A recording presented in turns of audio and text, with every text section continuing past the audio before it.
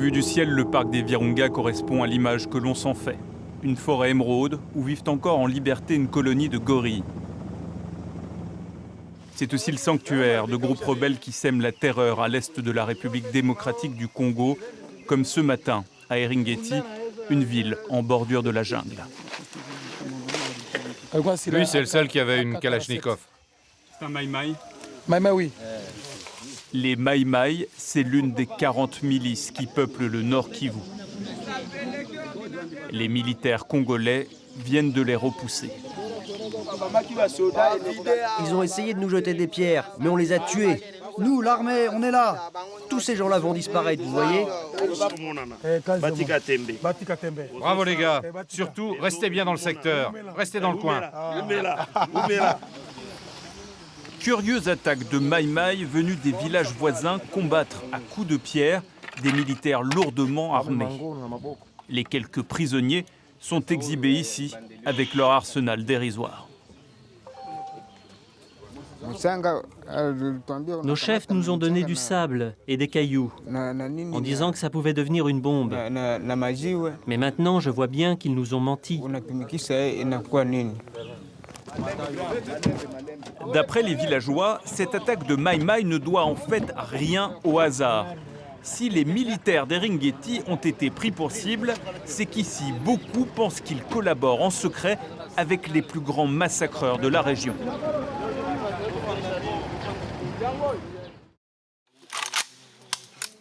Ce groupe, qui serait aidé en sous-main par certains militaires congolais, c'est l'ADF, l'Alliance des forces démocratiques. Des islamistes venus de l'Ouganda voisin et qui rêvent d'en renverser le président. Durant les années 90, le Congo est pour eux une base arrière accueillante, depuis laquelle ils recrutent avec un discours sommaire. En marchant, vous devez penser à Allah. Vous devez faire la prière de la gâchette. Connaissez cette prière? Récitez-la. Si vous récitez bien ça, vous savez que Dieu est avec vous, il ne peut rien vous arriver de mal. Quand vous tuez, ne vous dites pas que c'est vous qui tuez, c'est Allah qui vous guide.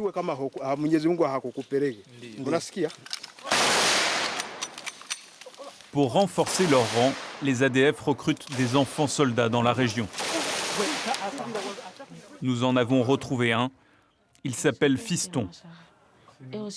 À 13 ans, il a été enrôlé de force à Eringeti. Là-bas, à la forêt, on forme, nous les enfants, on tue les hommes à l'arme blanche. C'était les machettes et les marteaux. On va te dire que allez tuer cet homme. Tu dois aller seulement. Il tue vraiment les hommes. Il te coupe la tête, surtout souvent. Et la main aussi. C'est comme ça. Tu l'as vu, ça? Oui. Ces scènes d'horreur débutent fin 2014 à Eringeti, quand la RDC se décide à chasser les ADF. Les massacres s'enchaînent avec une régularité de métronome. Pas moins de 120 tueries en 1 an et demi et près de 1000 victimes civiles. Face à l'horreur de ces pratiques, la région se vide. Un tiers des habitants d'Eringeti seraient partis.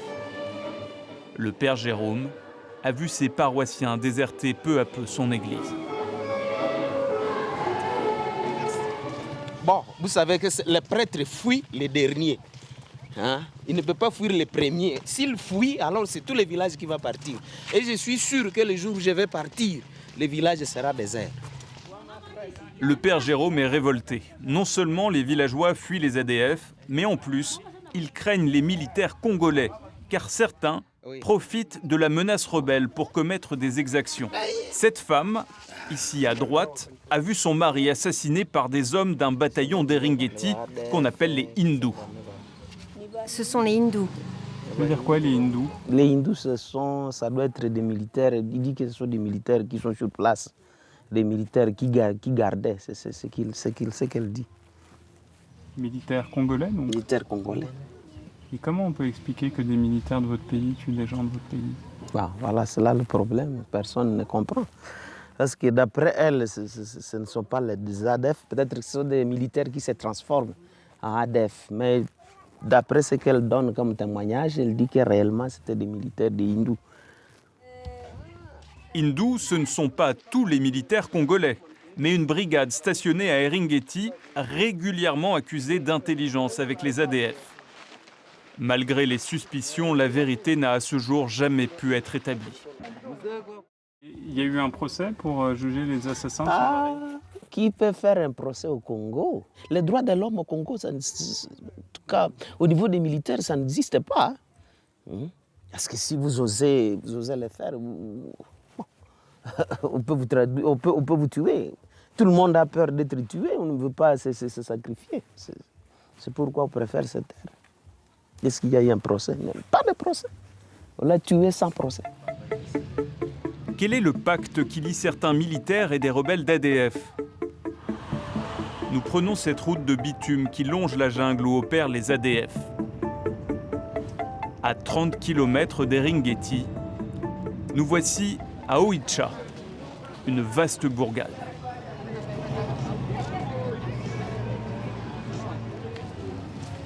Modeste est un rescapé. Il a pu témoigner dans cette ONG.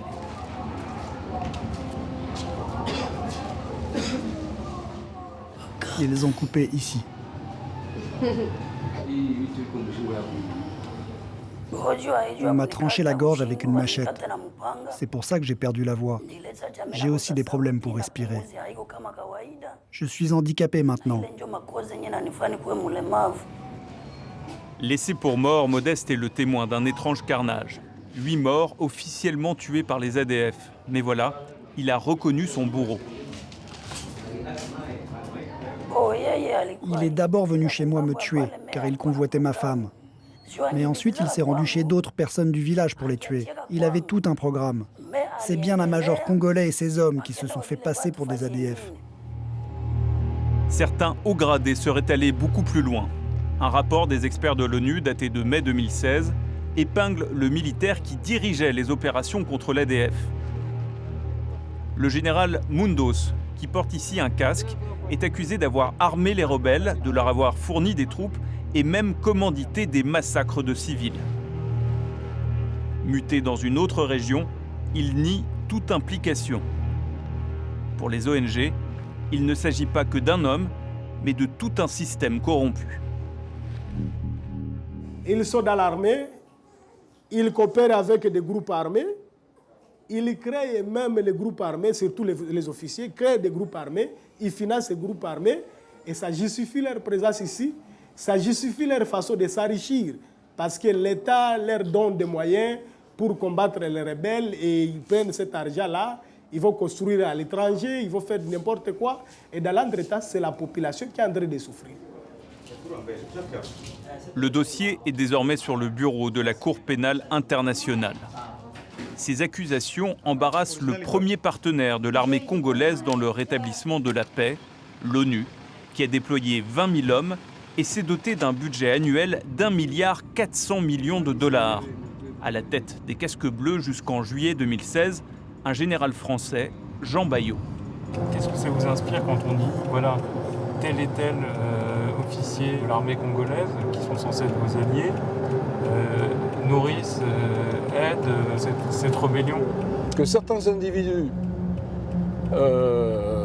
soient des collaborateurs effectivement de l'entretien d'une situation comme ça, par une absence de réaction adéquate, ou éventuellement qu'ils soient des complices d'un certain nombre de choses, je pense que personne ne va nécessairement le nier, parce que ça fait partie des choses totalement possibles. Bon. Mais qu'on dise qu'ils sont à la tête de ce système. Les complicités avec l'ennemi ne seraient le fait que de quelques individus. Le général Bayot en est persuadé, la grande majorité des soldats congolais veulent en finir avec les ADF. Pour y parvenir, l'ONU a mis en place une force d'intervention offensive, des casques bleus autorisés à faire usage de la force. Ils travaillent directement avec les soldats congolais dans des patrouilles conjointes. Vous devez respecter la distance. Respect des distances. Avec eux, nous partons dans cette jungle, où pas moins de 600 soldats congolais auraient perdu la vie. Un chiffre qui, ici, ne rassure personne.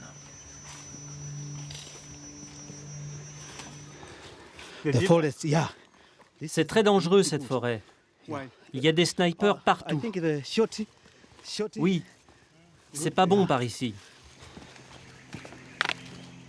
Nous sommes au cœur du territoire qui abrite depuis 20 ans les ADF. Au sommet d'une colline surplombant la jungle, voici une de leurs anciennes bases, le camp d'Atokaka, qu'occupent désormais les casques bleus et les forces congolaises. Mais l'ennemi n'est jamais bien loin. Hier, les ADF nous ont attaqués par le nord et aussi par le sud. Mais on a réussi à les repousser. Ils sont repartis dans la forêt.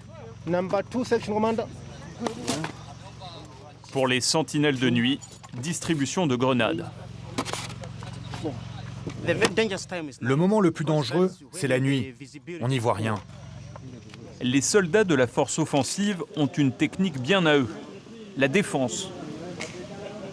Il n'est pas loin de 18 h quand le talkie-walkie du commandant commence à crépiter. Un drone de l'ONU a repéré des mouvements suspects dans la forêt. Mais pas besoin d'aller vérifier. L'artillerie s'en charge. Qui le sert à action vous reçoit?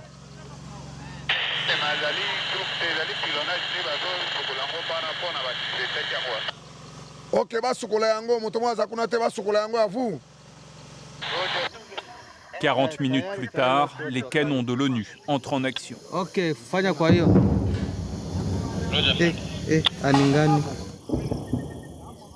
En 1 heure, 25 coups de canon seront tirés contre les ADF. Les images n'existent pas. Les troupes n'iront pas chercher les corps. Drôle de guerre, où l'ennemi reste toujours invisible.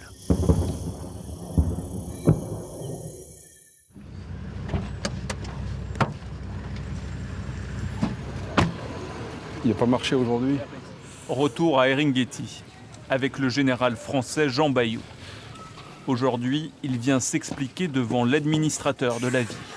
Bonjour, comment allez-vous? Ça va bien? Chaque jour, on entend un bombardement par-ci, un bombardement par-là. Mais on se demande bien où peuvent tomber toutes ces bombes. Parce que l'ennemi, ça ne l'atteint pas, il est toujours là. Il n'a pas disparu. On n'y comprend rien. À Eringeti, malgré sa présence, l'ONU ne peut que constater son impuissance. Le général et ses hommes nous emmènent sur les lieux de la dernière attaque d'ADF. Bon. Donc évidemment, ils se sont cachés, ils ont attendu que la patrouille s'en aille, et ils sont venus attaquer. Ici, les rebelles ont tué 24 civils, dont des femmes enceintes découpées à la machette ou tuées à coups de marteau. Les casques bleus étaient pourtant à proximité immédiate. L'unité du commandement. Alors, il est vrai qu'on a une base de la MONUSCO qui est environ 800 mètres dans cette direction. Ce sont des ingénieurs, donc des gens du génie du Bangladesh et des Népalais. Et on a des soldats de la brigade d'intervention du Malawi qui sont là derrière. Pour comprendre la passivité des casques bleus, il faut parcourir les 800 mètres jusqu'au camp des Népalais et des Bangladais. Depuis ce poste d'observation, on peut voir le lieu de l'attaque. Avez-vous essayé d'arrêter l'attaque?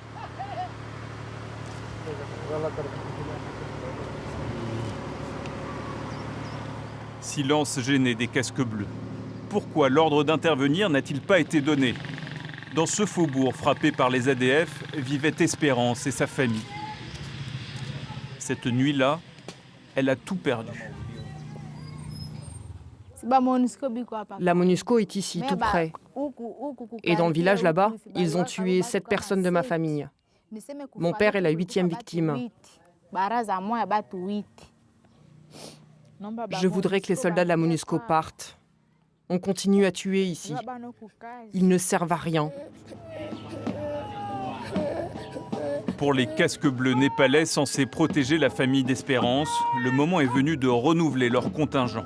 L'occasion d'une grande fête qui réunit le gratin de la force internationale. Merci pour tout ce travail et bonne chance pour la suite. Des médailles, une parade et pas un mot sur les échecs de la mission. En RDC, l'ONU compose avec des troupes qui rechignent au combat, alliées à une armée congolaise aux jeux troubles. Mal protégée, la population a perdu tout espoir.